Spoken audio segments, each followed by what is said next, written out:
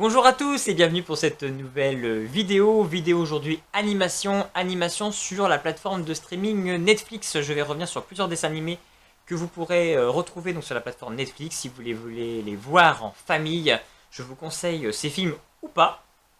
On va voir petit tour d'horizon des dernières sorties cinématographiques d'animation sur Netflix. On peut retrouver, qui est sorti récemment, Retour au Bercail. Donc film d'animation sur Netflix qui a une forte influence de Madagascar. Clairement, il faut le dire, nous nous retrouvons en Australie, dans un zoo, et là on est plus sur les créatures plutôt dangereuses. On retrouve une araignée, un serpent vémineux, et un scorpion, et un crocodile également. Voilà, ils sont un peu des bêtes de foire, ces animaux dangereux qui sont montrés comme quoi, pour faire peur finalement au public.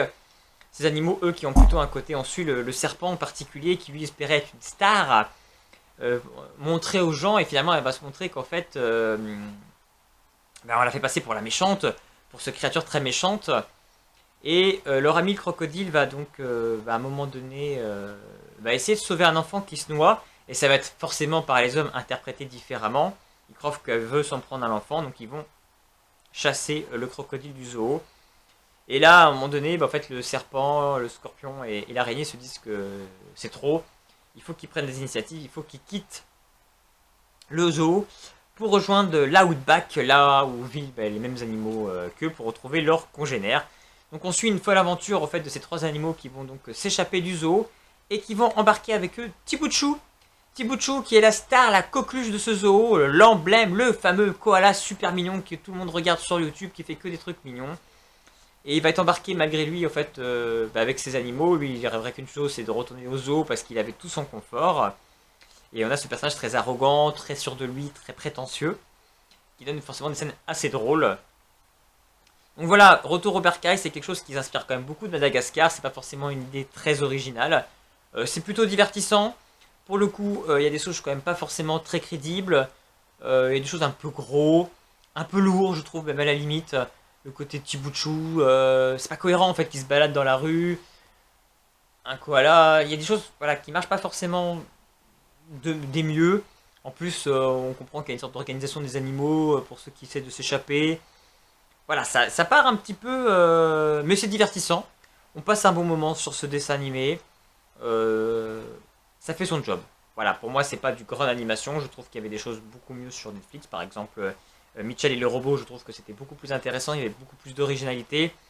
Là, ça manque effectivement d'une patte, d'un petit quelque chose qui apporterait une originalité par rapport à d'autres choses qu'on a pu déjà voir de ce style. Je voulais également parler d'un autre film d'animation. Il s'agit de Pauvre Toutou. Plutôt intimiste, plutôt plus simple comme film d'animation. En fait, la mort de sa maîtresse, il y a un chien donc trouble qui donc perd sa maîtresse, qui était une vieille dame extrêmement riche. Et le neveu et la nièce, en fait, de la dame arrivent parce qu'ils veulent récupérer l'héritage.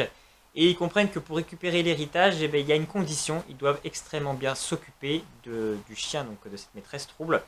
Et ils vont se rendre compte qu'ils ne se sont pas du tout occupés depuis qu'ils sont arrivés et que lui a disparu. Donc ils vont tout faire pour le recruter. Ils vont recruter un chasseur d'animaux qui a un côté un peu à la S Ventura. Donc ça c'est extrêmement drôle. C'est un peu le point fort, je trouve, du film. Lui, pauvre toutou, s'est échappé. Il va découvrir un petit peu le monde de la rue.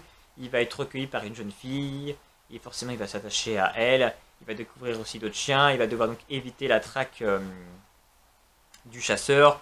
On va découvrir un petit peu aussi la vie de chien dans la rue. Voilà un petit peu les thématiques assez classiques de ce genre de dessin animé qui vont être abordées. C'est plein de bons sentiments. C'est plutôt bien fait. On passe un bon moment. C'est assez drôle. Le chien est mignon. Encore une fois, oui, le chasseur, un peu côté S Ventura. C'est très drôle. C'était bien pensé. C'est un bon petit film d'animation qui est très divertissant.